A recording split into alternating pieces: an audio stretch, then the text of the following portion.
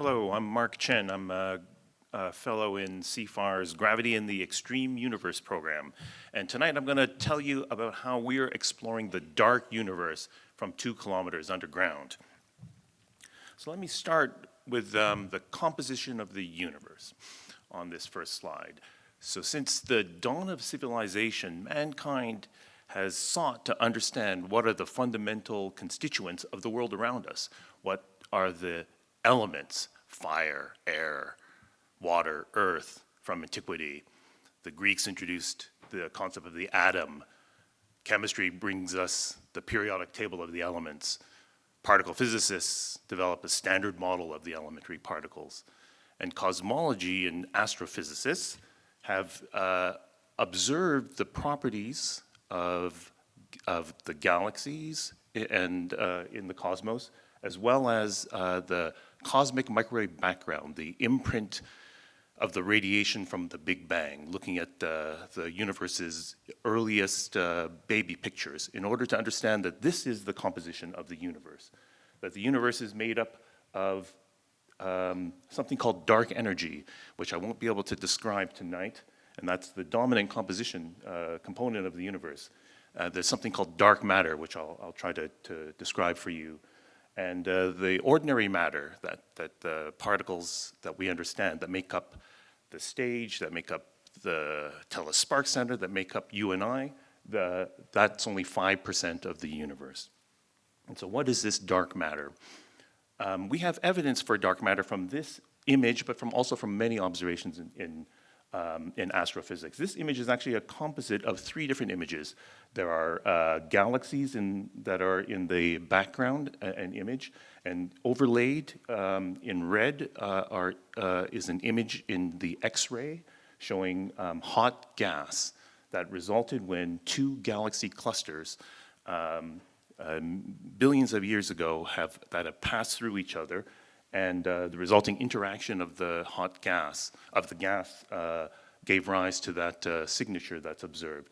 But what's also shown is the gravitational image in blue, and that gravitational image is produced by some matter, and we see that matter is what's responsible for clumping ordinary matter that make up the galaxies that are observed, and that this blue material, this matter, has actually passed through each other without interacting. So this is, that image tells us something about what dark matter is. What physicists have figured out in terms of dark matter is that we know that dark matter is non-baryonic. That means it's made up of particles that are not like ordinary matter, that are like the protons and neutrons and electrons that you might be familiar with.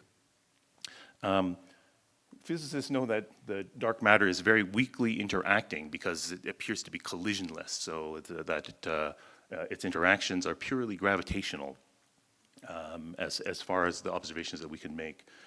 That dark matter is cold, it's made up of non-relativistic particles, that it clumps together because of gravity, and as a result, the dark matter provides the seed that allows galaxies, clusters of galaxies, the large-scale structure of the universe to exist as we observe it. And as our simulations can predict and be compared with observation. But what physicists don't know is exactly what kind of particles form the dark matter that pervades the universe. And there are several ideas, and the leading ideas include something called supersymmetry that produces a WIMP, a weakly interacting massive particle, extra space-time dimensions. The excitations could be a particle of, could manifest itself as a particle of dark matter, something called axions. And so the question is, how do we detect dark matter? How do we determine what it is?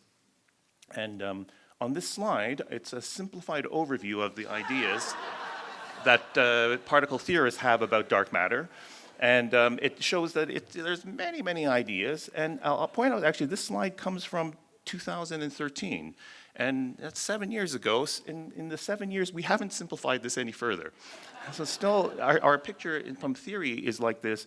But we need to go after this to understand the nature of dark matter with experiment and see what that tells us. So one of the types of experiments that is pursuing the detection of dark matter is to build very large detectors deep underground. So we seek shelter underground from cosmic radiation. So we're constantly bombarded by radiation from space, high energy particles that rain down on us.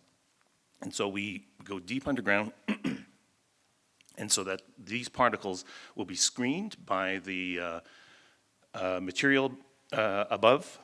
And so when we locate our very sensitive detectors below, we're hoping that these very weakly interacting particles will pass through and that we can observe them that way. And so in Canada, we have one of the world leading facilities for this type of physics experiment. And what we have is in the, one of the mines, one of the very deep mines in Sudbury, we have an underground lab that's called Snow Lab. And what we've done really over the past 20 years is we've carved out of rock and produced a very quiet location where we can place the most sensitive detectors to search for dark matter. And so Snow Lab is a follow-on to the Sudbury Neutrino Observatory. The results from that original project garnered the Nobel Prize for Art McDonald in 2015. And so we're continuing with Snow Lab with new experiments. I'll just show you a few of the pictures of what we're doing. And then afterwards, if you're curious about what these detectors are, then please come and talk to me. So here is an illustration. Here are photos, no illustration, photos of the new neutrino detector as it's been refurbished. And you can see that here my colleague is putting the finishing touches on the upgraded neutrino detector that's currently taking data now. This is a detector that's filled with 3,000 kilograms of liquid argon. So liquid argon is at minus 190 degrees Celsius.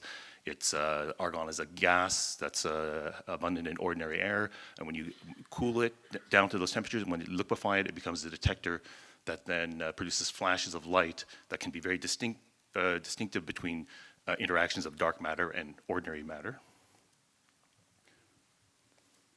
And here, this detector is cooled to below 1 degree above absolute zero. And when dark matter particles will strike this detector, it'll produce a pulse of heat up these detectors a small degree, and they can be measured with very sensitive detectors.